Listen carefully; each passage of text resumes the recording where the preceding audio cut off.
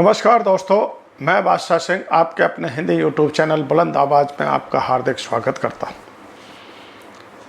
दोस्तों, शास्त्र पढ़ना, ज्ञानी होना, शास्त्रज्ञ बनना, शास्त्री बनना,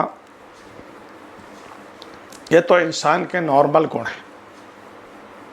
आप अध्ययन करके कहते हैं शास्त्री बन सकते हैं, शास्त्रों का ज्ञान प्राप्त कर सकते हैं, लेकिन क्या वास्तव में जीवन का कल्याण है इसमें? नहीं। उससे तो अहम आता है, उससे तो घमंड आता है, उससे तो अहंकार पैदा होता है। दोस्तों, सबसे बड़ी चीज ये होती है कि आप उसके तत्व को जानें, उसके मर्म को जानें, शास्त्रों में क्या लिखा हुआ है उसका अध्ययन करके उस चीज को जानने की इच्छा प्रकट करें, उस चीज को अपने जीवन में ढालें कि वास्तव में शास्त्र हमें कहते क्या है। रट्टा मारने से कुछ नहीं होता है। आप देखिए, कभी कोई भी आदमी इस चीज को, एक छोटी सी बात जो कि हर इंसान के अंदर में जो भी शादी करता है उसको सुनाया जाता है।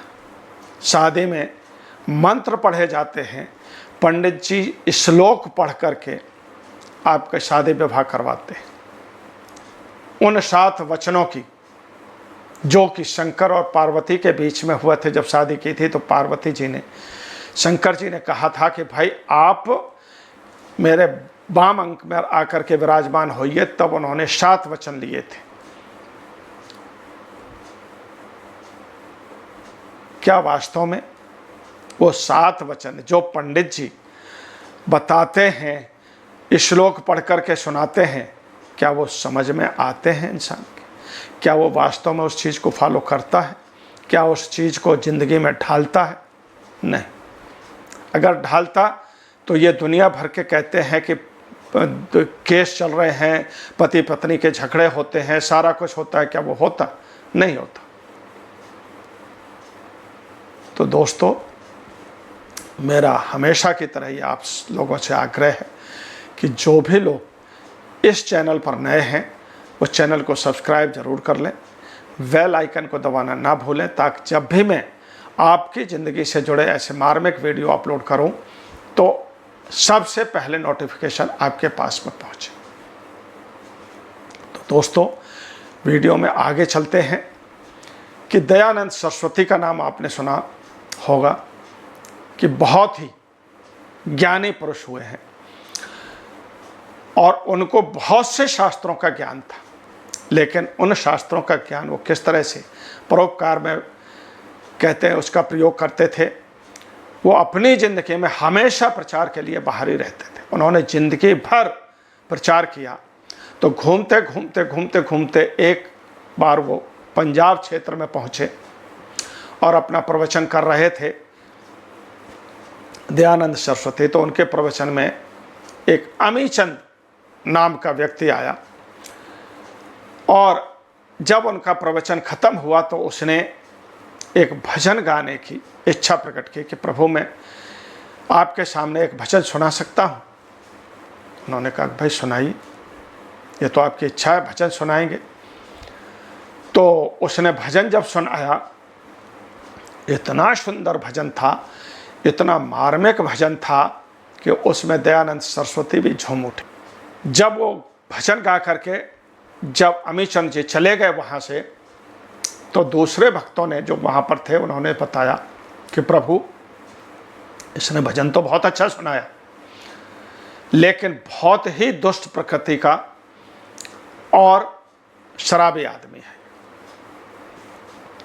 तो यह सुनकर के दयानंद सरस्वती भी बहुत अचंभित हुए